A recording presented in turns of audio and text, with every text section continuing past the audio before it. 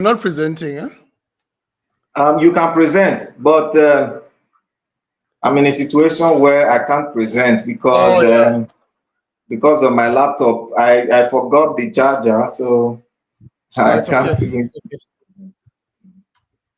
It's no problem. It's okay, man. I think we can just do without the slides, just to make it. Yeah. So if More you don't easy. present, like there's anything wrong, yeah. All right, so we are live right now. This is Africa Enlightenment Center, and my name is Apostle Genesis, the leader, Africa Enlightenment Center here in Nigeria. And I'm hosting my brother from South Africa. He's Lwandiso Dlokweni. I don't know whether I got it correctly because so that I will not bite my tongue. That's fine. So you're highly welcome. Thank you. He's a pastor, he's a Christian. He runs the Bizrat for Africa YouTube channel. You can look up his channel. And we've known for a while now. It's a good thing that we've been able to come to a place where we can have meaningful conversations as we aim to see how we can push Africa forward. So at this juncture, I welcome every debate. And what we'll be talking about the 10 Commandments and the Beatitudes as found in the Christian Bible. We're looking at whether they are moral instructions.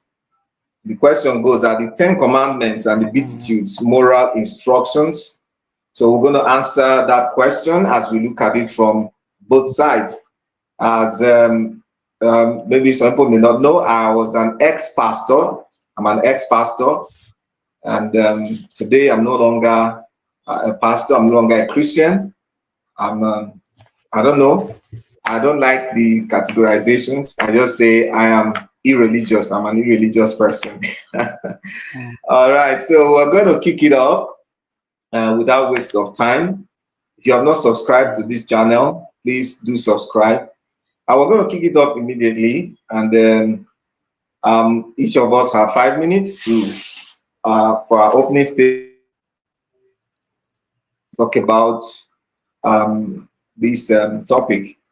So I think my brother is going to kick it off in the next 5 minutes. He's going to tell us whether the 10 commandments and Beatitudes are moral instructions and why he thinks so. Over to you. Thank you so much, my brother, for the warm welcome that you have given me. It's always a joy to have these discussions with you. I think this is our 4th debate. And I think over, the times that we've debated, I think we've been very productive. And so I truly appreciate this discussion and you being willing to have it with me.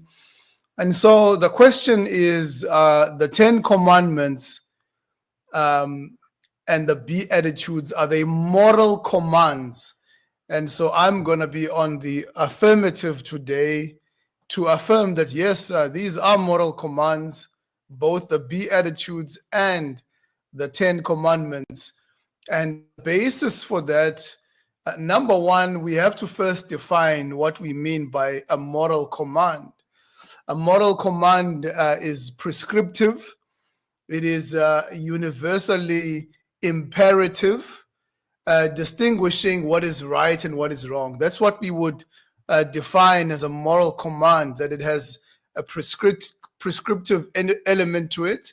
It is universal in that it is universally true. So wherever it is true, if it's true in the Middle East, it's also true in South Africa.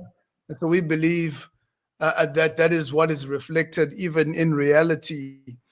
But we also know that without the moral commands of God, humanity, in a sense, would not be able to know what is right and what is wrong. And so while we affirm that these 10 commandments and the Beatitudes are moral commands, but we know that God has revealed his morality to all of humanity. So they're not just limited to the Bible. The Beatitudes are ethical commands and ideals that shape people's character, as we see in the book of Matthew, chapter 5, verses 3 to 12. The Ten Commandments are quite clear. You shall not. Most of them begin with those imperatives, and these are direct commands from God. Perhaps what is very unique about the Ten Commandments and the Beatitudes from a Christian perspective, it's not always that it's telling us what we should do, but rather that we actually are unable to keep the moral law, and so therefore it does point us to Jesus. And so even when we compare the Ten Commandments and the Beatitudes maybe to the 42 laws of Ma'at, the negative confessions, those are more introspective, and they are declarations that are made by an individual as they're about to pass into the afterlife and basically are facing judgment. It's a declaration coming from an individual stating what they have done and what they've not have done. And so that's not a universal, in a sense, it's not universal in terms of being similar to the Ten Commandments, in that it's the individual that's saying it. But what we see in the Bible, it's that it's commanded by God. So it comes from the top. It doesn't come from the bottom. What we must also understand when it comes to humanity, there's lots of moral codes from the Middle East right through to Africa and into Asia. We have the code of Hammurabi, which is the civil laws, basically that penalized people based on the violation of those laws.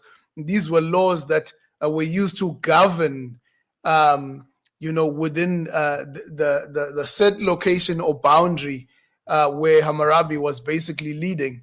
And these are again still different to the Ten Commandments in that even within the Jewish culture, we already have civil laws that deal with how they should interact with each other. These are different from the Ten Commandments, but we also do believe that it does reflect, again, the universal morality even outside of the Bible. The laws of Ma'at about order and justice, but they're not necessarily universal in that they were always focused on justice and law within the space of Egypt, the same as Hammurabi. It is always localized laws that were meant to govern. And so that's the uniqueness of the Ten Commandments, is that they are moral absolutes. They are grounded in God's authority. But it's important that you understand, even if you try and make maybe an argument that the laws of Ma'at are older than the Ten Commandments, one of the Egyptologists says Ma'at is an order concept, not a universal moral. So there is a uniqueness that we find in the Ten Commandments, which we will not find anywhere else. If you read Romans chapter 1, verses 19 to 20, it says, what may be known about God is plain, so that people are without excuse. And so even if you go to chapter 2 of Romans 14, verse 15, it says, they show that the requirements of the law are written in their hearts. So whether you're a Jew, whether you're a Gentile, whether you're in Egypt, God has, in a sense, inbuilt his moral law in our hearts. And that's why there are things that are universally accepted by every nation to be true. This means even outside of the Bible, there are things that they're going to be true. But the Ten Commandments are a clear indication of moral imperatives that come directly from God, not necessarily from man. So we're not saying that this is the only way that we can know what is right and wrong. We're saying we know what is right and wrong, but why do we justify it? Why should we do what is right and what is wrong? And so the Ten Commandments, the Beatitudes, are able to help us to understand all of that. And you can go to China, you can go to India, moral codes are there. The Zulus have their moral codes. We've got Ubuntu, which is another moral code. It all reflects ultimately that morality is something that is absolute. It doesn't change on the basis of the feelings, the culture of an individual. It is based on the lawgiver who is above all, who is the one that gives us the law. And so morality in the Christian perspective is able to be grounded on God's authority. All right. Thank you very much for that opening statement. All right. Next 5 minutes, I will also give my opening statement. So here we go. All right. Like he's been saying, the claim that the 10 Commandments and the Beatitudes form the foundation of moral behavior, like he's trying to say, is actually a long-standing illusion. Why? Because these ancient texts, often quoted with reverence, like he just did, are less about moral clarity and more about control and conformity. As we go on, we're going to see that. So they reflect actually the thinking and politics of their time. They are not actually timeless ethical truths. So as Christopher Hitchens said, religion poisons everything. And followed by the Murdoch Acharya S. She helped to expose how these so-called divine rules often mirror outdated power structures and not universal values. So morality grounded in fear, because he said it's grounded in the laws of God, God, which is with the fear factor. So morality grounded in fear of divine punishment, and you see elements of all these things in the 10 Commandments. Or hope for heavenly reward is also in the Beatitudes. You can see that is not morality at all. So true morality must come from reason, empathy, the desire for human well-being also. So let us look at these scriptures that we're talking about. They are like, tools of obedience and suppression, not beacons of ethical wisdom. Like he mentioned, the 42 laws of Ma'at. He talked, there are so many Hammurabi codes and all that. All of these precede these 10 commandments that came through the Jews, the Jewish people, through the idol called Yahweh. Because even from the first one, you can see elements of the Jewish thing in there. So let's start from the first four.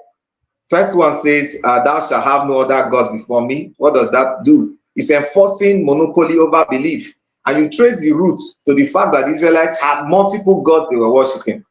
So at a point, the Yahwists gained control and they were able to subdue the rest people. And when they subdued them, they enforced these laws upon them that everybody must obey the ones of Yahweh, not the ones of Ashtaroth, not the ones of the other gods. You can see that in the battle between Elijah and the prophets of Baal and all that. You can see them trying to enforce it, through mass murder and all that.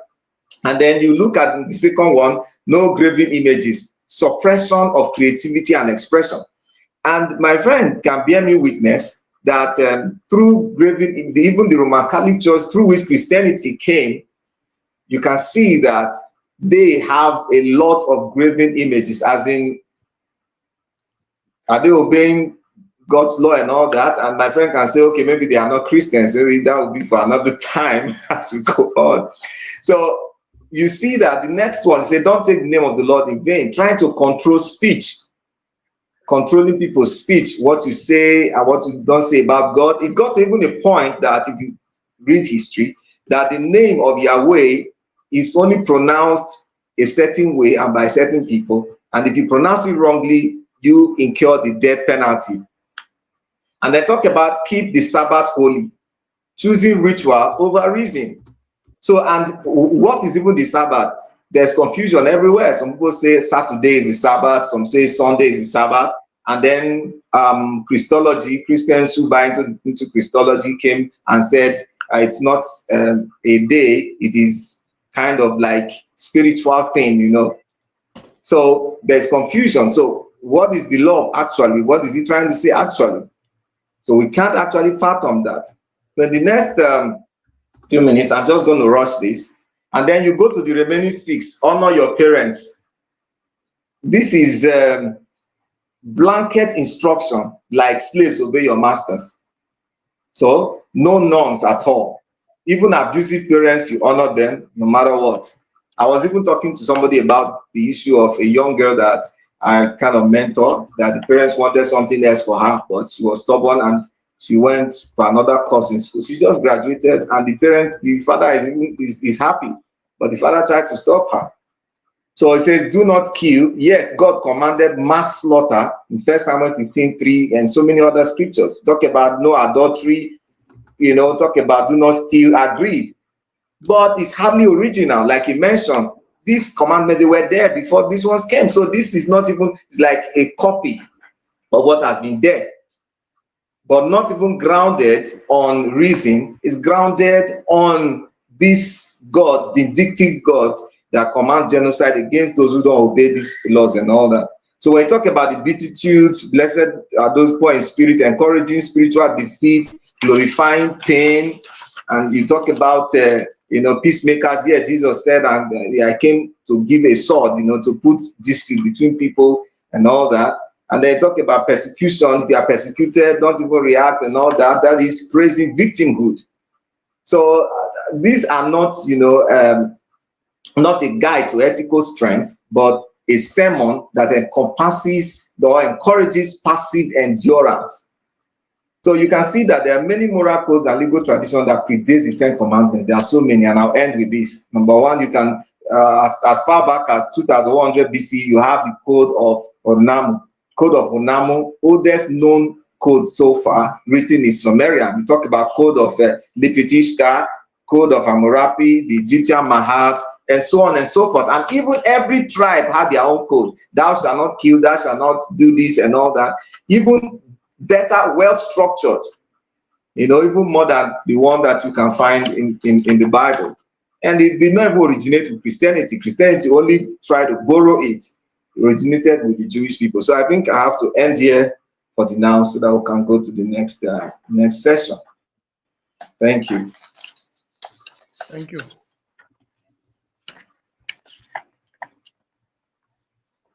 All right, over to you. Okay, how many minutes do I have? So we have about 5 minutes. Okay, 5 minutes. Okay, thank you so much. So, brother has shared his thoughts on the Bible. And if you remember in my opening statement, I never at any point said that morality is unique to the Bible. And he's agreed with me by stating that the different moral codes that exist in the world. And I quoted C.S. Lewis, which I should quote him again. He says, a universal moral law points to a moral lawgiver. So let's assume the Bible never was written, and you have all these different moral codes that he just quoted. The question is, did they copy from each other? So are you trying to say that the Chinese Confucian moral codes were copied maybe from moral codes that came all the way in South America, or even the moral codes that are there in the Middle East? Is it true that every single place that has a moral code, even in the South, where we at, and the concept of Ubuntu, one of the oldest concepts, are we trying to say wherever there's a moral code, it is copied from the oldest? And this is a fallacy, basically, that looks at something that is older, and then we assume it's true because it's older. I mean, it's like a car and a horse. The horse is older, the car is much newer, but it's a better form and much a better way of moving. So the Bible doesn't have to be the oldest moral code for it to point us, towards the right form of understanding morality. And the Bible corrects every other form of morality, even though it comes later, but it's more corrective because the Bible also tells you that this is the moral standard, but at the same time, it tells us that we are fallen human beings, like a mirror that shows us that we're actually incapable. So the question that my brother must answer is that all these moral codes that he's put down, is he able to keep all of them, and why can he not? That's the question he needs to answer for us today. So there's a number of things that he mentioned, which I will not be able to get to all of them because of the time. But if you look at the fiction philosophy, it actually uses some things that echo the Sermon on the Mount, where it says, "Do unto others as you would have them do to you." So this reflects a universal moral imperative that the way that we should treat other people should be the way that we want them to treat us. Now, these people are too far to have copied from each other, but we see that because morality is universal and it echoes what the Christian worldview is saying, the atheistic worldview says morality is based on feelings, empathy, all these things that change, so that when the Europeans are empathetic to their people, they are going to kill the Africans. When someone is a psychopath, there's no empathy, then therefore they don't have to have that sort of morality. So he is agreeing with me in a sense that he's contradicting himself. If you are saying there are all these different laws, where did they come from if morality is not universal? And so it's important that you understand, even when you say the Bible affirms that we should honor our parents, this is universal, reflecting African culture even, that parents must be respected. But you said that the Bible forces people,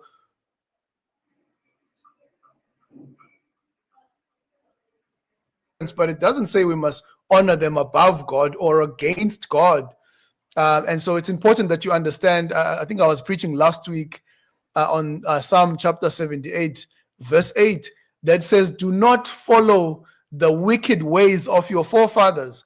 So the Bible says, follow your forefathers when they are following God, but when they are not following God, we must not follow them, but follow God rather. That's why even the apostles asked the question to the Pharisees when they told them to stop preaching in the name of Jesus. The apostles said, should we obey you or obey God? So there are instances where the Bible tells us to obey our parents, to obey the government. But if the parents lead us to disobey God, if the government leads us to disobey God, then the Bible quite clearly tells us that we should rebel against governments that are like that, rebel against parents like that. And that's why Jesus, you mentioned that Christ said, I've come to bring division, because when the family doesn't prioritize God and the followers of Jesus are following God, then the Bible allows us to come out of those things. And so there are many things that maybe we'll be able to get into a little bit later. The stuff you mentioned about Yahweh, Christology, they're not relevant to this topic. And so we want to invite our brother to debate this topic, because even if the Yahwist people took over and then they imposed whatever it was that they imposed, the question is, are they moral commands? Are they moral commands? And whether Christianity is true or not, they are still moral commands. So debate the question and not whatever it is that you'd like to debate.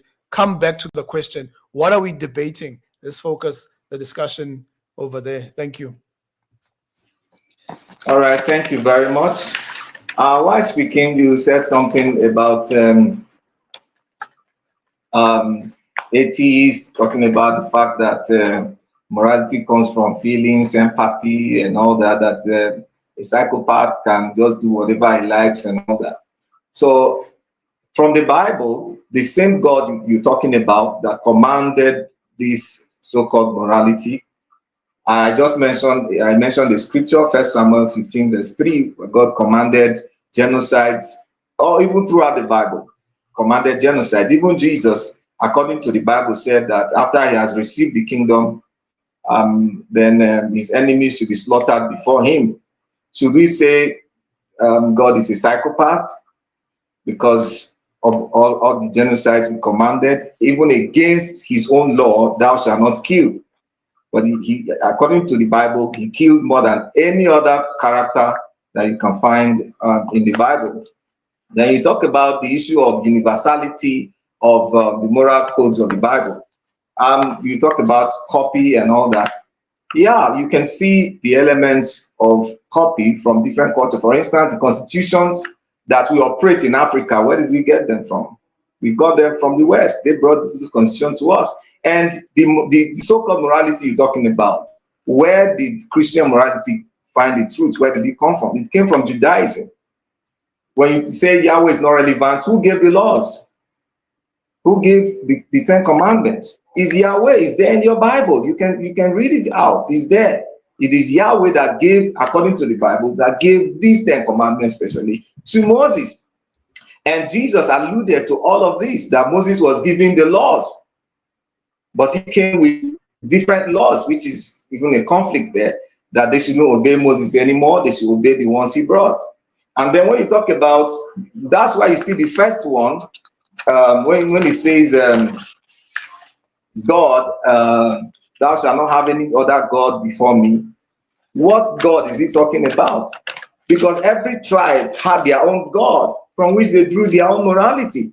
And when we talk about empathy, that is a character that is inbuilt in every human being. And all of these laws, they were brought about by people, humans like you and me, because of the society they were in. So you can see the different laws and the variations. You can see the variations, and then you can see some places where some others were copied. For instance, like I said, Christianity is obvious that Christianity copied borrowed from Judaism. It's even in the New Testament. Even you see the conflict between Paul and Peter. You see the conflict between the apostles of the moral codes, which one to obey and which one, what is graven image, and the issue of interpretation and all that. So we cannot, say that because these moral codes, especially the Ten Commandments, were given to a tribe. It's stated clearly in the Bible, were given to the tribe of the children of Israel. According to the Bible, it was given to Moses to give to the children of Israel. So these were tribal codes like every other tribe. So the people who were leaders amongst these people conjured different kinds of code to see how they can live together in those societies. So it is clear there, even from the Bible. So moral intuition comes from, moral instructions come from our own intuitions as human beings, from our empathy, from the way we feel. You see that from even thou shalt not have any other God, thou shalt not make graven image, thou shalt not take the name of the Lord in vain, keep the Sabbath holy. Like I asked, what is the Sabbath? To you, Sabbath means something, to another Christian, it means another thing. So it's open-ended. You can't even say this is the moral code, or this is what it should be, this is what it shouldn't be, and all that. You can't even say that. So it is clear that, I think you mentioned the issue of honor your parents. It is, like you said, is universal, but from the Ten Commandments, it's not even clear enough, the ones that you have in the Ten Commandments. You can even interpret it whichever way you like. It's open-ended. Honor your parents, that's all. And then when you look at the New Testament, it now said, honoring your parents will prolong your life. So that your days on earth shall be long. How does that make people's days be long? I know people physically, I know people who honor their parents, who never disobeyed their parents, but died before their parents and were buried by their parents. Not one, not two. I can name names for you. So how did that give them longevity? So it is clear, apparently, even in the Bible, that these moral codes were not originated by any universal God anywhere.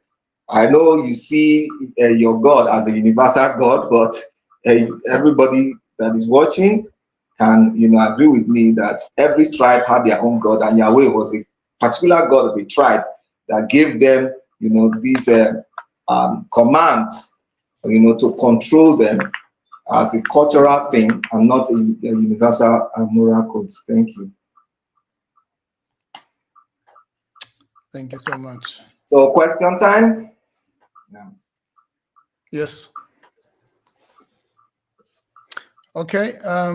Yeah, you mentioned quite a few things. Is it me asking?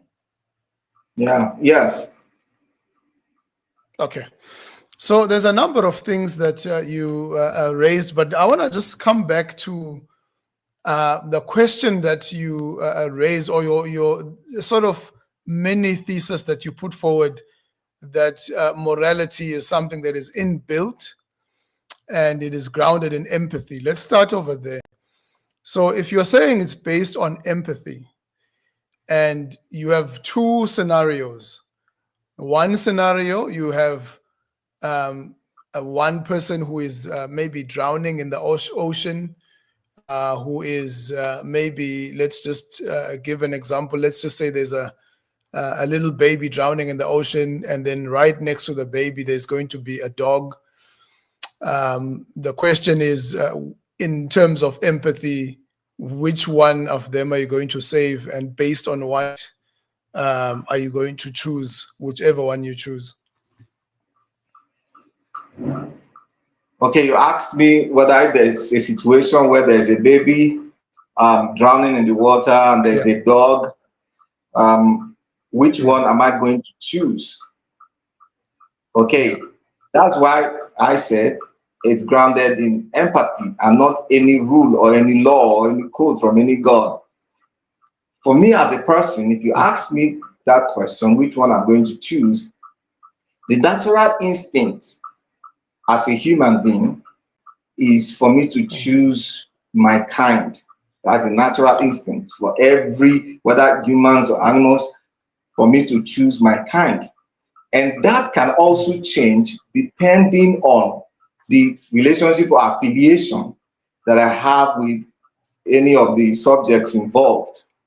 So the natural instincts for me as a person would be to save the baby. I hope I've answered your question. To save the baby. Okay. Yes. Yeah. So in a sense that you see the baby as more valuable than the dog. That's why I said it depends on. Sorry, can you hear me? One. That's why I'm coming. That's why we say atheists talk about the fact that morality is grounded on feelings, empathy, and all that. So all of this combined will make me decide what I needed to do. What do I understand by the situation? And what do I feel about the situation?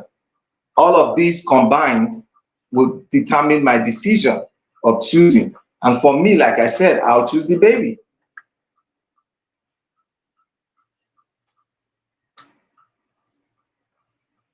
Okay. So, are you there, brother? Yeah, I can hear you.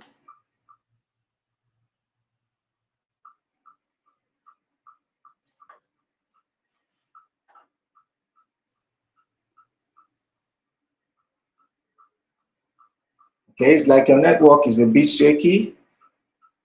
Or are you switching?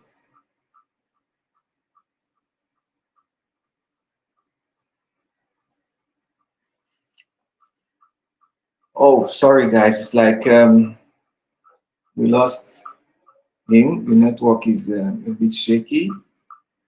So we wait for him to reconnect. So if you've not subscribed to this channel, please do subscribe, because more is going to come your way as we, as Africans, try to get together, understand ourselves, understand our problems, understand what we need to do. These debates are very, very important, for us as African people. You can support this channel by sending us super chats. You can send super chats. So let me look at some comments here. Some people are commenting. Al Embrace says both Islamic book Quran and Christian book. While we wait for my brother to reconnect, he said both Islamic book Quran and Christian book Bible are holy, unholy. Read them with reasoning, logic. Islamic Quran, Allah, and Christian Bible, God Jehovah, are evil, wicked, cruel, insecure, and jealous. Continues, he says, Islamic Allah was created by Muhammad, Muslims, and Islam Allah are falsehoods. He said to all, both Islamic Allah, Christian God Jehovah, are with partiality, taking sides, angry, demanding, punishing, cruel, insecure, and illogical. All right, so you can send us super thanks. Also, you can send super chats to pin your comments also as we go on with the debate. So I'm waiting for my brother to reconnect. Like there's some network failure from his side. Where we are at right now is asking me questions, and I'll also ask him some questions. And the first question he asked me about the fact that if you have a situation where you have a baby and a dog drowning in the river, which one would you save? And that answered him on the question, on the issue he raised earlier about empathy, morality built on empathy, and also our feelings. So all of this combined. All right, so I think he's back. Can you hear me now? Yeah, I can hear you. My network seems to be a little bit upside down today. Sorry about that. Okay, no problem. You can go ahead with the questions. Yeah, so I was just finding out. So you mentioned something. So instinctively, so grounding morality is based on the instinct. The instinct, when it says "look out for your own kind," that is what we determine morality with. So then, in a sense, we would easily say colonialism and all these things that made people instinctively look out for their own kind. We can say, according to your version of morality, we can't say those things were wrong. Okay, that's why I said that. Well, do you agree with me that morality is universal? And prior to this time, all of the tribes existed on their own. Even the Bible God looked after the Israelites. According to the Bible, he chose a particular tribe, his own. He called them my own. And he gave them his own laws, according to the Bible. So, Okay, but just same answer thing. the question. I'm No, happy I'm to answering. answer when you. I'm answering the I'm quite, question. yeah, You asked me, I'm answering but the question. you I'm shifted the coming. question. No, don't shift the question. Don't shift the I'm question. answering the question. That's what I'm answering. We take care of mankind. That's what I want to know.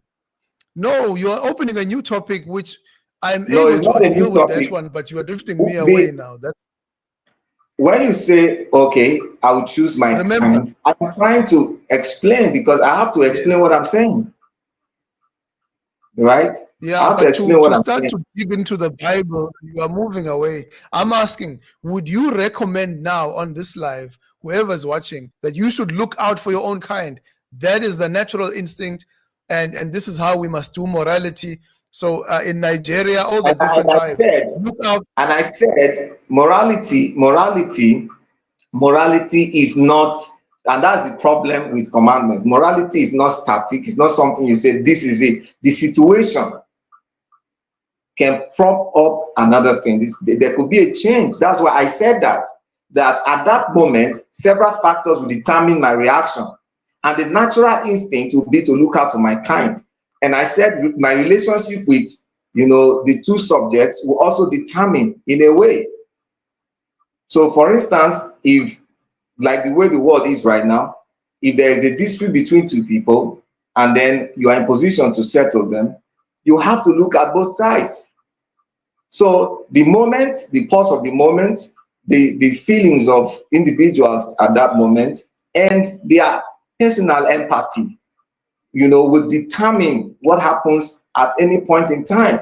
That is the reason why dialogue is recommended at every point in time, and that is the reason why also, as humans continue to change and continue to advance, there is need for people to continue to dialogue and then look at the best grounds on which they can relate. So it's not cast on stone, but the one Bible is like something that is cast on stone. You can see where the problem is. I don't know whether you understand me.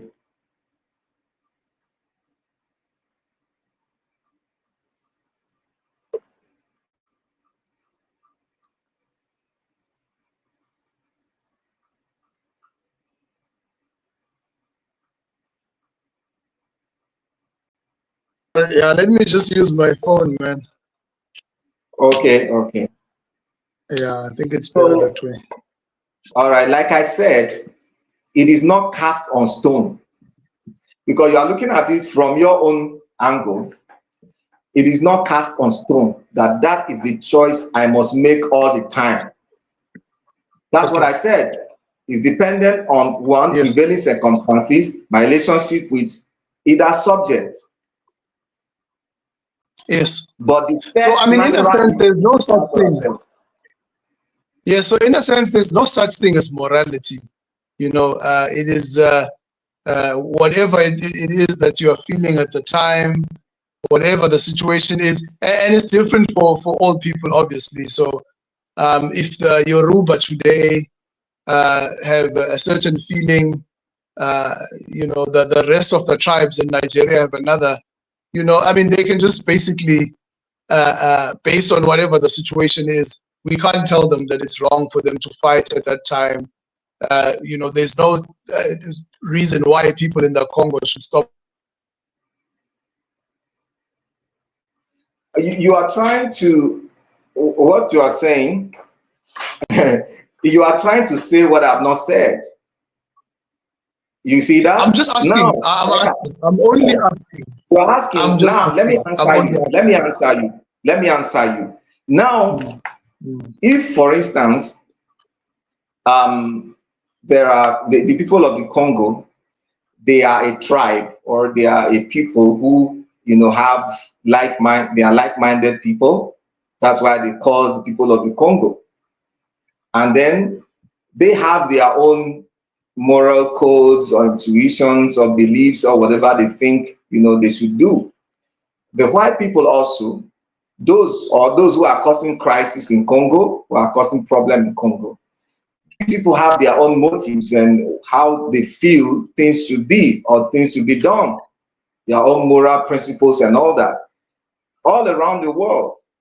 So what I'm saying is this: when you talk about universality when it comes to morality, it is not something that is cast on stone. That's why I said the circumstance. No, I hear that. I'm just trying to understand. No, I understand your position, but I'm pressing you to ask you. So, if the situation for the West in the Congo says, let us not stop interfering because it is in our interest, I mean, technically, from what you've just described, looking after your own, the West is just looking after their own. In a sense, what you're saying is there is no morality. I mean, we can't say the West is wrong for interfering in the Congo. Am I right? Okay, that's why I said what is right, and let me just put it plain: what is right and what is wrong. Okay, say this is right and this is wrong. For instance, everybody has natural instinct that to harm your fellow human being is not right. It's a natural instinct. For instance, your baby, if you, even you as a father, if you throw your baby in a particular way, you'll be afraid you're going to harm the baby. And then you'll be forced to stop that action. So it is there in everybody. Like I said, the situations sometimes determines the actions that, you know, people take when it comes to, you know, morality, which is what we feel, you know, as human beings, for our kind, for animals, or for any other thing. So, like I said, I hear you, but is the West wrong for interfering with the Congo? That's just what I want to hear from you. I understand your position, right? But I'm just saying, is the West wrong? Because for them, it helps them that the Congo is in the mess that it's in. It helps them that the Africa is in the mess that it is in. It helped them to colonize Africa. The situation at the time said, take over the world. So I'm just trying to find out. I'm not trying to trap you. I'm just asking to understand your position. Are you saying that those people must assess based on their interests? I mean, Kagame, you know, he's benefiting so much from this. So many people are benefiting. Are we able to say that Kagame is wrong for interfering, South Africa is wrong for interfering. I mean, all of them have their own interests, and those interests are looking after their own kind. Based on what you said, we must look after our own kind instinctively. That's in us, you said. Am I right? Okay. Now, like I said, I will always repeat what I said, because you're trying to trap me, but it cannot work, because, like I said, it is not cast on stone. You get it? It is not cast on stone.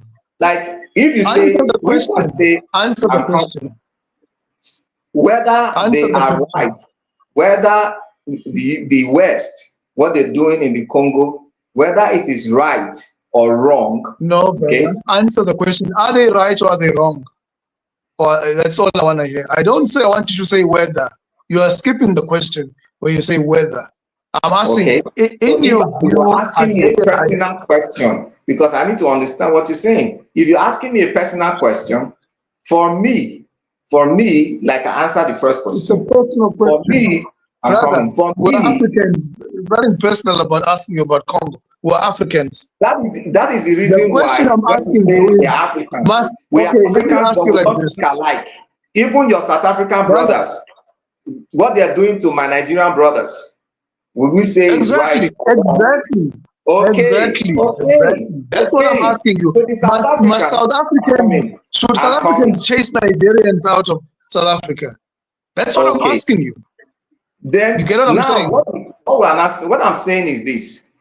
To answer that is dependent on situations on ground. For instance, answer the question. Yes or no? For me, chasing Nigerians out of South Africa, you can't chase all Nigerians out of South Africa. Those who are doing what you feel, you know that is wrong in your country, according to the law of your country. Is it wrong? And why is it wrong? It's because people in that country agree that is wrong. Because they agree. Yes, people agree that this is wrong. Because, for instance, South Africans don't agree. No, South Africans don't agree, brother. I'm coming. I have watched clips of South Africans defending. Brother, I'm here in South Africa. I can tell you, they don't agree. I'm coming. You can't do that. You are just one individual out of the lot. The people that are doing it, like you said. No. All of them. Let me tell you. Okay, let me tell you. Wait, I'm coming. Okay, here we go. I'm answering your question. You don't allow me answer. South Africans don't think alike. Every South African does not think the same. That is the reason why I'm coming. That is the reason why you have the EFF. The EFF, look at, for instance, what happened between Donald Trump and your president. The way he handled it. The EFF criticized him for the way and manner the president handled what happened. Like this. It's the same thing, because it's a moral issue too. What happens in South Africa? Now, America believes South Africa is wrong. You are talking about America now. We are talking about America now. Yes, because I must give example of what I'm saying to reflect, what you are trying to ask me, so that you can understand what I'm saying. So no, you are running away to another topic. I asked you about Nigerians. Is it right for South Africans to chase them away? That's all I'm asking. And I said it's not cast on stone that whether it is right or wrong, it's dependent on some circumstances and situations. There are a lot of factors that determine whether they are right or wrong. Yeah, so in other words, you can't say that it's wrong, basically. You cannot cast it on stone that it is wrong. Yes, but I'm just saying, Genesis cannot say it is wrong. That what they are doing to South Africa and to Nigerians is wrong. Okay. Why is it wrong? Why is it wrong? Why is it wrong? For my kind as a Nigerian, for me as a Nigerian, I will say it is wrong. Because and then I say it is right. And then I say it is right, right? So is it wrong then? Okay, if I say it's right, you say it's wrong. Okay. Is it really wrong then? Okay. I'm with you. It is wrong for Nigerians. It is right for some South Africans. Yeah. Is that a better way? Okay, good. It's right for some South Africans. And they voiced it out. They said it, that what they are doing is right. They are protecting their country. Yes. So we can't say that is wrong in your view. In your view, we can't say that that is wrong because South Africans are looking after their own. And so even we can apply this in Congo. That's why I started there. That Congo. And that's why I said, because you guys, let me say something here. Or should I rephrase? Because what you're trying to do is that you want to put it in a way that it is cast on stone. This is right, this is wrong. But even in the Bible, some things that were wrong in the Old Testament, they are no longer wrong in the New Testament. So you can't cast it on stone. That's what I'm saying. No, that's not right, the same. yeah. No, that's not the same thing. No, That's why I'm saying don't run away. Don't run away from my question. You know that the time of the look, even the time of the New Testament and the time of the Old Testament, they're living in different times, right? So we can't. People have evolved. No, hang on. Let me explain what I'm saying. What I'm saying is we can't go to the Bible because you know that there's complexity in terms of, one time Moses is the one who's sort of playing the role of a king. Then eventually there are judges. Then there are kings. Then they're in captivity. Then they're colonized. Then they're under the Romans. You know what I'm saying? So I don't. Hang on. So I don't want you to go to something that will lead you to go out. When it's your time, you can raise that topic. Now, I was just showing you that you are going to a place that's going to, I'll come back to the Congo. Your worldview cannot offer any solutions to Africa. For instance, it has no solutions. Let me finish. On the issue of the Congo, for me, as an African, you have no solution for the Congo right now. You have no solution. Right now, you have no solution. Hello, you can't say that. You just said now. You can't say it's wrong. You said you can't say it's wrong. You are doing the same thing you want to accuse me of, that I'm going outside the subject and all that. Because we're not talking about solutions. I'm still talking about the Congo. If you talk about a solution, you ask whether what is being done to the Congo by the West is right or wrong. That's the question you ask. Okay. You can't have a solution if you can't say what's right and wrong. That's the problem. Now, what is right and wrong is not determined by, what is assumed by one individual. You get it? That is the reason why I said it's not cast on stone. For me as a person, like I said, as an African, with that intuition as an African, I will say what the West is doing to the Congo is wrong. But on what ground and at what level and all that? So there are several factors that you look at, and the West sees it as right. So exactly. So it's not wrong. It's not wrong. It's just wrong to you, but it's not wrong what you've said. I'm telling you now, I can sit with Bishop. Listen to me, Genesis. To others. So we have to find a common ground. That's what I'm trying to say. So you can't you can't put a lead and say you must say it is right, you must say it is wrong. Because if you put a lead, there are other issues that will evade that lead. You can't solve a problem if you can't agree on what is right. That's precisely what I'm saying. I can sit with Bishop Maponga now, who is anti-Christian. Wait. Yes. Me and Bishop Maponga can agree that what is happening in the Congo is wrong, because we can clearly say that the minerals of the Congo are being exploited. Africans are fighting against Africans. The West is interfering in other people's. It's they're taking other people something that doesn't belong. Let me finish. That doesn't belong to them. So we can agree with the rational human being that has morality engraved in them.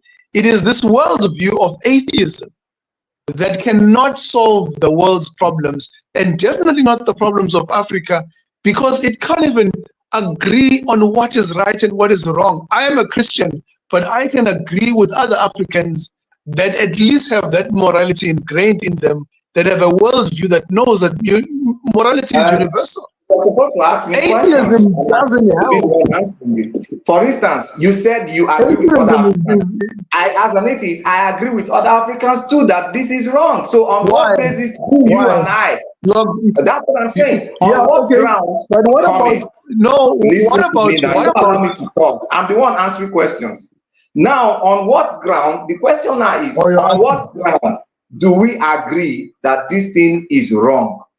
Based on the fact that, is it based on the fact that we're Africans? If, for instance, I was European that is doing this thing to the people of Congo, will I think it is right or think it is wrong? Will I agree it is wrong and all that? So that is what I'm trying to bring out. So we have to get to the point where we understand, because when you put it point blank, okay, we know that, okay, to you as a person, the first intuition we have towards our kind, like I said, from the first answer I gave to the first question, that for the baby, the issue of the baby, now let's say Congo is the baby now.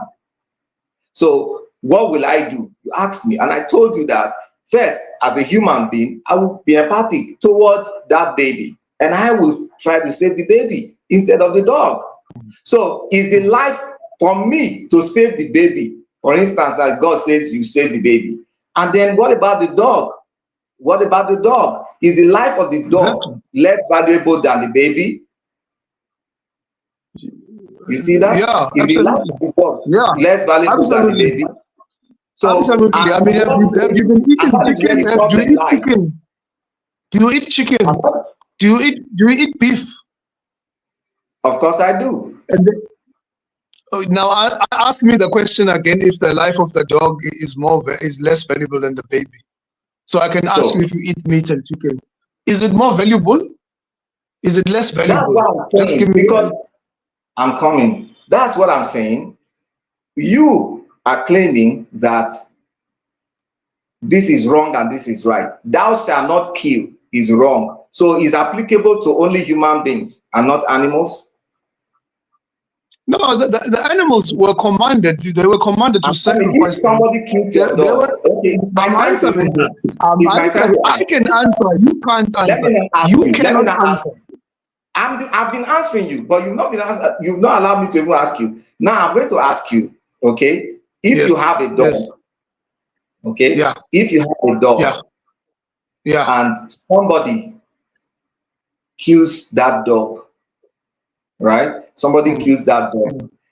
Yeah. Is the person right or wrong? It's the person is And wrong. The dog belonged to me.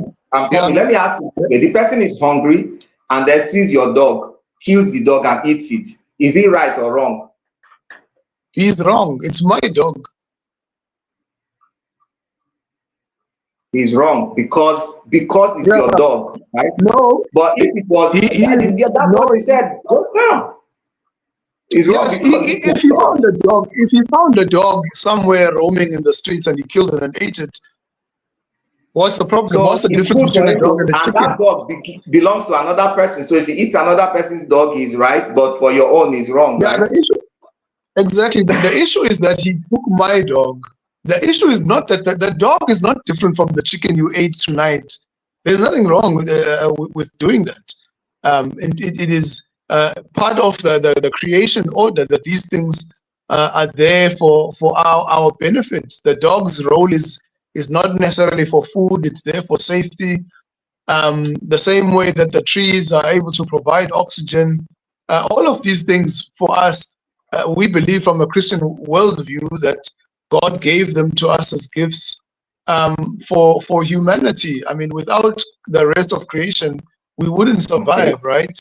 But now my issue with you is that there's no difference in value between a dog and a human being. You cannot articulate why a human being is more valuable than a dog.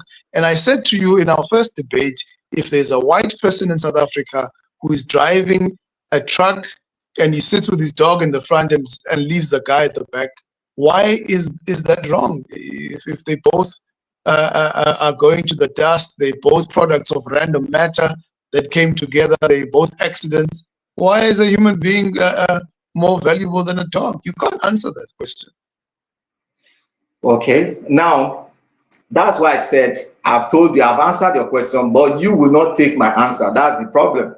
Because, yeah, you will not agree with it. Now, this is it. No, but I'm just showing you. I'm just showing you the issues. Question of The the issues dog. in So now the things that you I'm coming.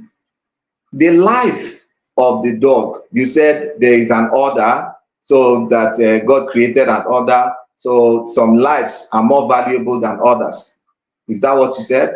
Am I absolutely okay to say so? yeah. Some lives are more Humanity valuable is than made in others. the image of God. That's Is why that also it's applicable? I'm value. coming. Is that also applicable to human beings, that some human beings' lives are more valuable than others? No. That's precisely Okay, what makes us I'm equal. coming. Let me. I'm asking. Who's asking? Who's asking? Who's Okay, you see answering? now you are guilty of Me, the I same want thing you to try to answer. do to me. Because you said I But I should gave answer you a that chance way. to speak. Okay, now Let me speak. finish Before I answering. follow up with the second question, the follow-up But question let to me that. finish answering. Wait, I'm coming. Let Let me me ask finish you answering. again. Are the lives of all human beings, okay, the lives of all Equal. human beings Yeah. in the same Yebo. hierarchy, like you said? Yes. You said the Yes. human life is higher than the life of other animals, right? Yes. Now, do Yes. humans still have that order? For instance, They are white people equal. before black people and all that. Is it so? They're equal. No, they're all made in the image of God. They're equal. Every human is equal. But a human and a dog, not Okay. equal. Genesis. Okay, so if you Please agree understand that me. all, wait, I'm coming. If you agree that all human lives are equal, then why did the God that you serve, why did he command other tribes to be killed and chose Israel and told them to commit genocide against other human lives? Okay. So Yes. you are confusing Because a we are lot of still on things. it, thou shalt not kill. Yeah, you talk. No, I just wanted to chip that in. You can answer. Yeah. So when the government of Nigeria says it's illegal to kill somebody, if the police sees somebody doing something wrong and they're putting other people's lives in danger, they can shoot and kill that person. That cop won't get arrested. And so the Okay. God of the Bible has, can I finish? The God of the Bible is the one that gave us life. He's the only one that has the authority to take that life. And so even when he is commanding Israel to do that, number one, it is a limited thing.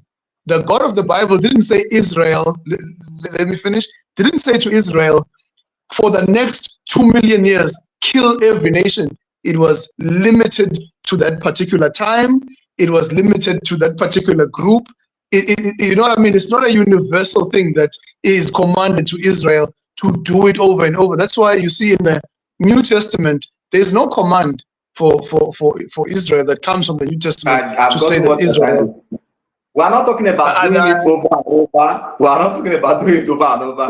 Whether it is once or not. If I'm you're explaining talking that about number time one. periods and all that, Yeah, I'm coming just now. explaining to you. Okay, I'm just explaining to you that But the you know God of the what? Bible, the same way that the government of Nigeria is able even to shoot and kill people in judgment. Some of them, they can get life sentences. In Saudi Arabia, some of them can get executed. In America, they get executed. Why can't God do that? Okay, but He you makes the said, law. but you just He said, I'm makes the coming. law. But you just said only God has authority to do that. But why governments having authority to do the same thing? Why would they kill human So life because they're doing something they feel is wrong? But because you yeah, said all human lives are important, so why should yeah. So another I'm human not jump arguing. another human I'm not being and take his arguing. life? Don't understand my argument. I'm not arguing for Saudi Arabia to do it. I'm just showing you that governments are already doing it in terms of that they can set a law to say the citizens mustn't kill each other. But when they exercise justice, sometimes they do it. Now, I'm not an advocate for execution or death penalty. That's not my view. But I was just showing you that, it's not what I'm saying. It's not a contradiction. That's all I'm showing you. It's not a It's a contradiction. contradiction. Yeah, No, it's not. No. It's yeah. not Okay, not a let me contradiction. come this It's way. not a contradiction. It's not. Let me tell you Okay, why. let I'm me come answering. this way. Let me tell you why. I'm answering. You ask your question. Let me answer. You give me the chance. The Answer government now. can say. The I'm government following can you say. up. Well, let me finish. You The said, government can say wait. the speed limit in South Africa on the highway is 120. The policeman, when he's facing down a criminal, can break the speed limit. There's no contradiction whatsoever, because he is administering justice the same way that the God of the Bible can say, "Thou shalt not kill."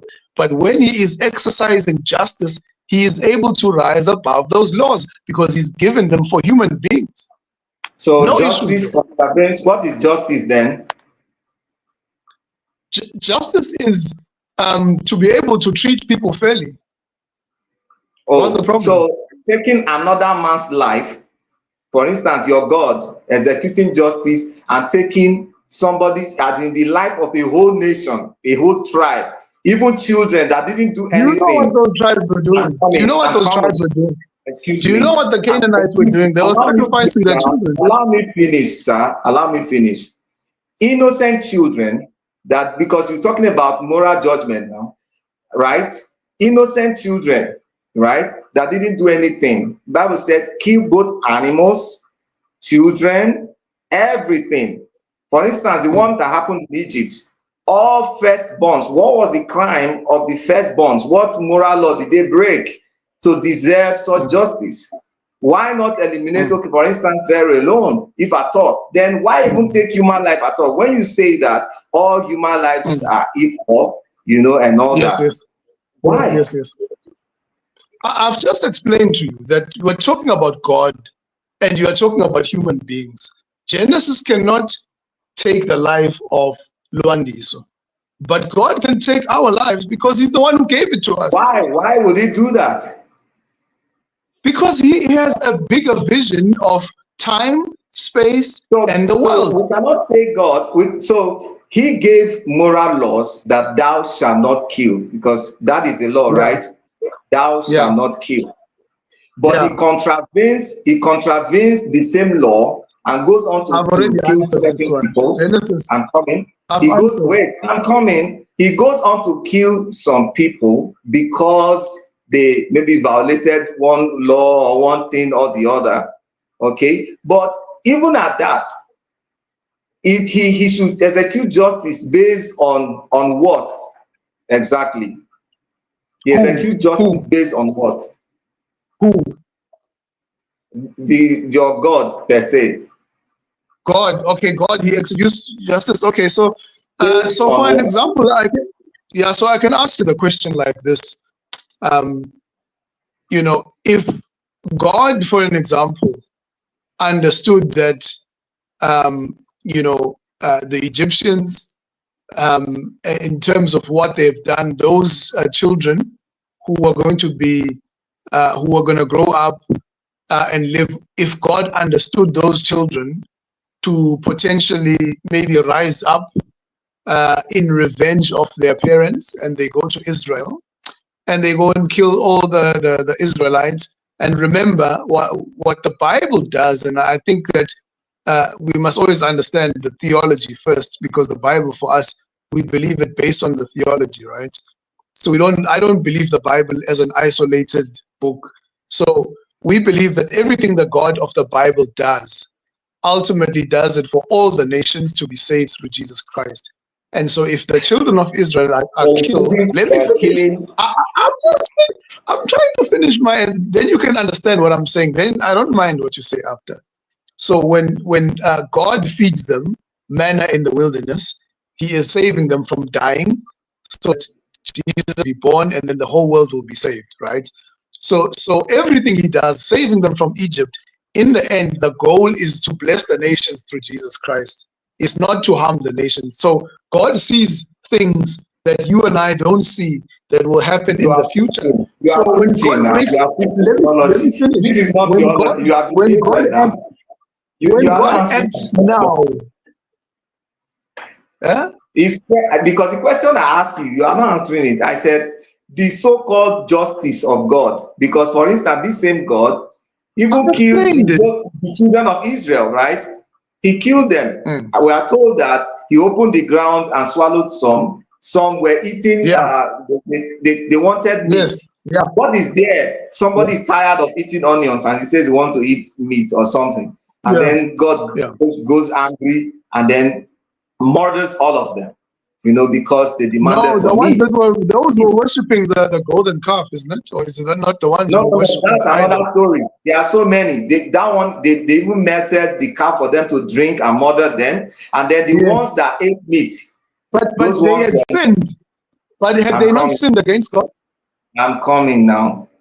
So, because if we go further, we are going to even, you know, define a lot of terms, because that's where you're going. So you are still coming to what I am saying. The justice No, I'm not coming, the justice dispensed by God in the Bible, because that is where all these laws came from. The justice dispensed by the Bible God, or the God of the Jews, or whatever. Now, first, look at let me give you two cases, right? Like you gave me two case scenarios. One, you look at Onan, the issue of Onan, according to the Bible, who was told by God to impregnate his brother's wife so that he can bear children to continue his lineage. And he refused to impregnate the woman. And then the Bible said he was killed by God. Yeah. Then you look at the issue of David. What's the problem? Because when you talk about justice, you talk about the issue of David. Huh? Yeah, I'm asking. So what was the problem with that story? The Bible says he was killed by God for refusing to impregnate his brother's wife. And what's the problem? I'm coming now. Calm down. As a Christian. No, I want the problem. What's the problem? I'm coming. God killed a man for refusing to impregnate his brother's wife. Okay? What's the problem? Thou shalt not covet thy. That is there. But that's not where I'm even going. No, that's another straw. What I'm trying to say, I'm trying to compare two situations. The situation of David, who slept with another man's wife, slept with another man's wife, but God did not kill him, right? God forgave him, but he killed the husband of, is it Bathsheba also, and then took the wife, sent him to battle to kill him, took the wife. Who killed? Huh? Who David. Killed? Who killed? David killed Uriah. Exactly. Yeah, not God. And took his wife. But God did not kill David. He later forgave David, and the Bible said he was a man after God's heart. Right? But Onan in the Bible, he refused to have intercourse with his brother's wife. And the Bible said God killed him for that. So look at these two situations now. Okay? What is the morality, you know, there, or when you talk about justice? On what basis? Yeah, I can answer that. Yes. Yeah, I can answer that. Yeah, no, that's easy. So you know Deuteronomy 25 verses 5 to 10 actually commands that if two brothers live together, the older brother dies, he is commanded that his wife, he should have children on behalf of. Yeah, so it is commanded there in the Bible. And it's common even in African culture that we see those things there. One of the reasons why that is commanded is also the fact that in that society, women could not live by themselves, especially widows. So he had to come under the guy to help him, basically to provide for him and so on. With David, for me, I think God punished him much more difficult in that God killed his son, and the child was not allowed to live. And in so doing, David actually lived with the pain of knowing that the cause of the death of the child was him. And so God still punished him. But, you know, David also, we're told that he repented, but he was also punished that he was not allowed to build the temple. So God still administered that justice. But, however, for a Christian, remember, selective justice. Let me finish. Yeah, let me finish. So, however, for a Christian, my example is not David. My example is not Moses. My example is Jesus. You know what I mean? And so when we take a story in the Old Testament and we then try and paint the whole thing with that story and ignore the whole thing that's fulfilled in Jesus Christ, in the Old Testament, God is revealing that He's holy and He will punish people for their sins and so on. But in the New Testament, he offers a way of forgiveness so that we will not be punished. So it's a full story. And I can't, as a Christian, say I'm You've going to answered it. abandon. I'm okay with that. I'm okay with that. Now that brings me to what I've been saying. Situations, empathy, feelings, and all that change. No. And that's what determines there's a shift. Okay, for instance, let me ask you now, does God still kill people for not impregnating their brothers' wives? No. That's the whole point. That's the whole point. Let me explain. Let me explain to you. Let me explain to you. No, you don't need to explain that anymore. You've explained it. You've explained it. I am coming to a point because you said that atheist moral compass or universal, what do you call it? Our idea, our universal ideology of morality, of what we think of morality, has not helped the world, because that is what has even helped the world. Because if you take the laws of the Bible, those of God, you cannot even debate them, you cannot change them. He said, I change not. But you can see there's a shift, like you said, when you come to Jesus Christ. Wait, I'm coming. When you come to Jesus Christ, the Bible said, I think that should be John chapter 1, verse is it 7 or so, where Jesus is quoted to be saying that Moses gave you the laws were given to Moses, but grace and truth, right? Grace and truth came by Jesus Christ. The law came by Moses, but grace and truth came by Jesus Christ. So you have to look at, okay, what is the law? Because the law, if you violate the law, there's a penalty for it. Even Paul explains that. Even in the New Testament. Even in the New Testament. There's a penalty for that. But at some point in the New Testament now, if those laws are no longer, valid. So if you violate the law, for instance, like the one I talked about that you mentioned, the one of honor that you tried to explain, that for continuity to continue the lineage and all that, you are bound by the law to make sure that you produce children or produce seed, for your brother. So I mean, let's define the laws. Let's define the laws. So like Israel is a nation, and the nation has laws for the nation.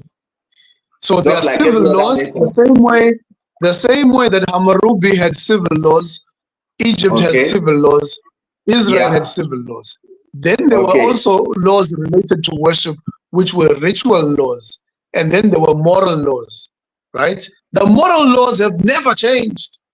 That's what we're talking about. A civil law and a moral law is not the same thing. The law of Hammurabi. Moral laws have changed, and I can prove that to you. For instance, I can't hear you. The moral laws, the 10 commandments, because we must. That's what we are talking about. That's what. The moral laws. Thou shalt not worship any other god before me. Right.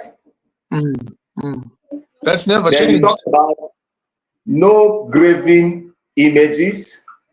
Thou shalt not take the name of the Lord in vain, and then you must keep the Sabbath holy. And these moral laws, there were penalties, right, for violating any of them. Do those penalties still apply today? Because it was specifically for Israel.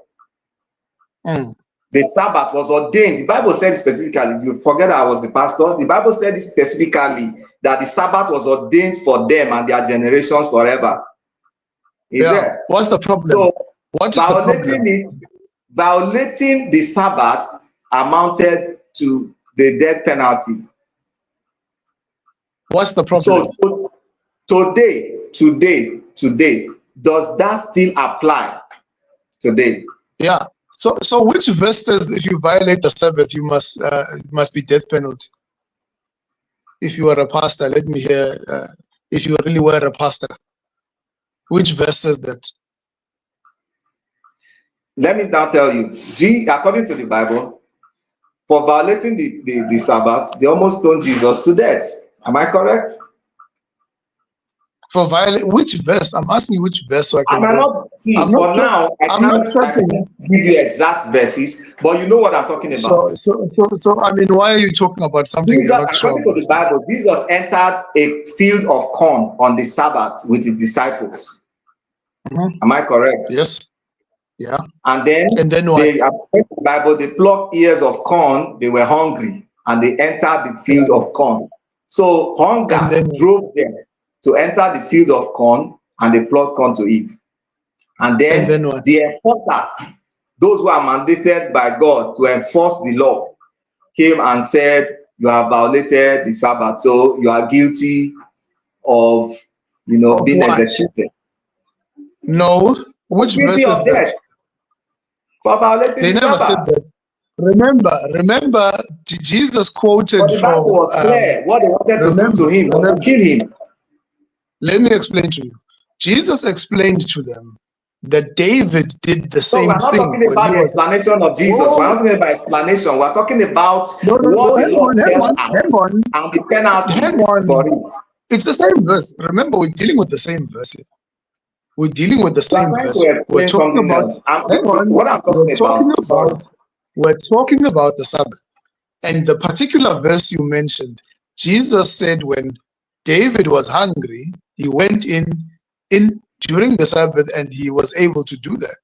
So the logic of Jesus in his interpretation of the Sabbath was that man the Sabbath was made for man, not that man, that man would be a slave to the Sabbath. In other words, if you have some work that you haven't completed, the Sabbath is designed to help you to rest so that you're not consumed by your work. But if on the day of the Sabbath, and by the way, the Sabbath is Saturday. I don't know if in Nigeria people work on a Saturday because they don't work here. That's the observance of the Sabbath, right? So the Sabbath is still observed in that people are resting on the Sabbath, especially me who's a pastor. What you are saying now, sorry. No, I get it now. I understand what you are saying because of time. Sorry, because of time. You have explained what you are saying. I get it. Now, what you are saying invariably is the fact that the Sabbath, the execution of that same law has changed. It has changed. So you can no longer be killed for violating the Sabbath because the Sabbath was. That's it. Because the penalty is there. For instance, if you serve any other god, the penalty is still death. The violation of any of these, the penalty is death. If you sleep with another man's wife, thou shalt not convert another man's property or man's wife. If you commit adultery, the penalty is stoning to death. Is there? Yeah. So but today, I think the Pharisees, for me, misunderstood the. No, it's not Pharisees. You are saying they misunderstood it. They executed God's law, and God was pleased, according to the Bible. Two people were in the camp. I'm coming. They were in the camp, and then two people were committing adultery in the camp. And then Phinehas also took a spear and went to deliver justice. Right? He pierced two of them to death. And the Bible said God was pleased, and he made a pronouncement of approval for these people and a blessing for them. Yeah. So I've already explained to you that the Old Testament, the universality or universality of the laws, like let's just take the Sabbath to say, okay, that one you're saying is not universal, because I saw you started with saying have no gods. Wait. You started I'm gonna address it, but I'm just trying to show you that you are basically trying to hang by a thread here. You have 10 commandments, and you could only find one that you assume is not timeless, but okay, not have idols. I talked about all. Sorry. Hang on. I'm just trying to narrow. Let me narrow you down. I'm trying to narrow you down. Honor your father and your mother. Do you think that we should still do that today? Do you think the Bible still encourages that? That's why I said the Bible, okay, when you say honor your father and your mother, okay, it is not still even cast on stone. You still have to explain what you are trying to say. No, I didn't have to. I'm showing you. Coming. When you say honor No your way. father and your mother, No. does it include abusive parents? If your father and your mother tells you to even go against God, for as a Christian, let me ask you this. Okay, I think we are taking much time. Let me ask you this. Yeah, okay. As a Christian, okay, as a Christian now, the Bible says, honor your father and your mother, right? Yeah. And then, if your father and your mother now tell you to do something against the will of God as you know it, will you honor them? I've already explained it in my opening statement. To my rebuttal to you, my just first answer rebuttal. me now. Like you would want me to answer. I'm just showing you that you were not listening to me. The Bible says, obey your parents. No, you didn't hear what I was saying. I said the Bible says, honor your parents, honor your father and your mother, respect the governments. You know, it even says obey the government. But however, a government that leads you to go against God, then the Bible is clear. Based on the followers of Jesus, we saw them that they were told not to preach, and they still preached. And they asked the question, should we honor you or should we honor God in this situation? And they were clear that you can then do whatever you want to do, but we will not be against God. It's the same as Daniel. That's what I'm trying to bring us to. Sorry, I understand what you are saying, and that's where I'm trying to bring us to. You see the contradiction. God says, honor the government, right? Yeah. And then, or honor your parents, and then, or obey. Yeah, it's the word obey. So now, the government says, disobey God. You disobey the government. So, which means you have equally disobeyed God for disobeying the government that God said you should obey. Yes, that's it. No. The Bible doesn't. At any given. No, let me explain to you. The Bible doesn't give us. Because there is no provision for the explanation you are giving in the law. No, there's no provision for it. Let me answer. You are the one not assuming what the Bible said. You see why I said these things are not moral instructions? Of course they are. Of course they are. Listen to me. Listen to me. Genesis, your child, even if you are not a Christian, you will tell your child to go to school and listen to the teachers. But if the teacher touches your child and says to your child, come, let's go together to the toilet, you will tell your child not to listen to the teacher. It's got nothing to do with the Bible. The rule to say we must follow the rules of the school, but we follow them when they are taking us to the right place. But if they're taking you to the wrong place, the Bible doesn't say. Morality is decided by empathy, feelings, and reason. That's what you are saying. No, you failed. You failed.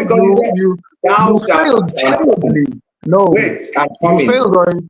No, you failed on the empathy. Don't bring empathy here. You failed on it. I think completely. The audience, those who are watching, will have to judge this. You failed on the empathy. You failed because you said you are the one that failed. In terms because you are not able to correlate it. The contradictions, you can't marry them.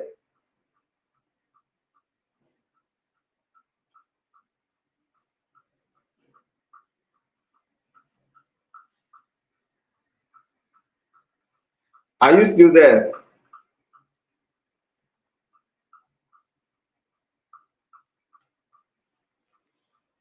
Oh, sorry about that. Like today, the weather is not very, very good, especially in his own side. I think he said he's in the south, of his country. So the network is actually disturbing. But I hope you guys have had a good time so far in the debate. If you love this kind of debates, you can, support us, to bring you more. You can support us with super stickers, can support us with super thanks and more. You can, always reach out to us. So let me Yeah, try no, and add it back. I think we can end it. It's okay, brother. Let's do the closing statements. All right. Okay. You can give us your closing statements. I think it's been epic so far. Sure. No, thank you so much for having me again, and for those who will be watching us. I think that the question for me was whether the Ten Commandments and the Beatitudes were moral commands. And I think that my brother, as much as he tried to pull the discussion away from that, I think whether the Bible is a book of God or not, those, if you read them, are quite clearly instructions. I am the Lord, therefore. These are instructions that are given. And the fact that there are universal laws that are there that are similar to the Bible. Similar doesn't mean it's the same. And if something comes before, it doesn't mean that it's been copied from it. I mean, that is a big fallacy to say anything that comes before whatever follows from it means it's copied from there. For me, the whole world has morality or moral laws that are similar, and this is indicative of the fact that we've been created by God, and He's the one who inbuilt all of these things into us. It's a reflection of the moral lawgiver. And that's why we have these things that you will find in the Chinese Confucian laws that will say, do unto others as you have them do to you. The same thing that is echoed by Jesus. Love your neighbor as yourself. Umuntu ngumuntu ngabantu. This is the reflection of this universal law. And so then if we were even to just go by the African principles and leave the Bible, I am because you are, apply that to the nation of the Congo, and we are able to come into agreement that the Americans are wrong, that anyone who's interfering is wrong, because all of us, ultimately, whether you're African, whether you're European, we can simply be able to see that because we're made in the image of God, we have value, and that's why we should treat each other the right way. Christianity gives us these solutions, but from an atheist, really there's no difference between a dog and a human being. So really in the eyes of the atheist, what is happening there is only wrong for those who are affected. But by the Americans, they are not wrong. We can't say they are wrong. We can't say what is happening there is wrong. We can say it's bad for us. And that's, for me, is such a terrible way of trying to solve anything. We will never solve anything if we adopt atheism. The only way that we can adopt a morality that can fix our continent is to understand that we're made in the image of God, is to understand that God made us equal. If you don't have that understanding, then you can never actually call anything wrong. And if you can't call anything wrong, then everything is right. Then why are we even trying to fix our continent? And that's why I said even people like Bishop Mabonga, who are opponents of Christianity, can at least agree that that is wrong. But my brother, even in our first debate, said even if somebody came into his house and took his daughter, he could never say that is wrong. He can only say it's wrong for him. A terrible way of viewing the world. It's a terrible worldview. Atheism, it's never been adopted by Africans. It's a worldview that comes from the West. It's a colonial view, but it's disguised now in being intellectual and so on. So really for us, the question is, are those moral commands? Yes, they are. And they command us and teach us to love one another. Love your neighbor as yourself. That's what Jesus said in Matthew 22. He says the greatest commandment is to love the Lord your God. And because you love the Lord your God, you love your neighbor. Because you love the Lord your God, you don't kill your neighbor. Because you love the Lord your God, you treat people the right way. Because we love the Lord our God, we are not happy with what's happening in the Congo. We're also not happy in South Africa when Nigerians are mistreated. We're not happy whenever anyone is mistreated. It is all coming from that objective lawgiver that is above all of us, that we can be able to say all of these things. But our brother can't even say that it is wrong. Thank you. Thank you so much. He has alleged a lot of things that I didn't say. I didn't say that if somebody comes into my house and rapes my daughter, It is right. I didn't say so. Do not condone rape. And from the first question, the question he asked me about the dog and the baby, you can understand that I cannot take that position because of the fact that we talk about empathy towards your kind. Even first, even himself, he alluded to that when he talked about the issue of the Congo and even the issue of South Africa. We being Africans, we first of all empathic toward our kind. And that is how the world has been. There's no God that has dictated morality and all that. And he talked about colonialism, atheism, and all that is colonial stuff. It is even Christianity that was used to enforce colonialism on Africans, and the Bible was enforced, on Africans with a gun in one hand and the Bible on the other hand. In South Africa, apartheid South Africa was executed by Christians, and he can allude to that. And today, South Africa is still suffering from the wounds, of all that.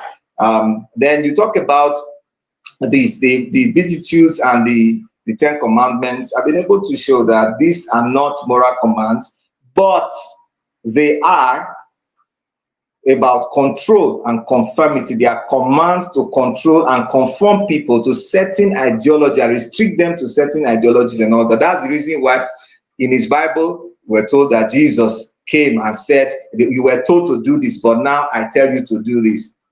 That's obviously telling you that there's a shift from what these people believed was right and was true.